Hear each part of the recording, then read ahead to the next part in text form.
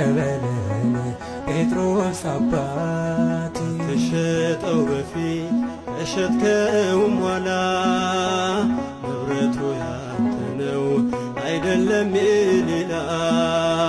ቅዱሱ እግዚአብሔርን አንተ የዋሸኸው ሐሳብህን ያውቃል ልብን መርማሪ ነው። ጴጥሮስን ቃል ሰምቶ ሐናንያ ወደቀ። ከበሩት ወጣቶቹ ሰይጣን መክሮ ለቀቀ። እግዚአብሔር ፈራጅ ነው የለም የሚደበቀው።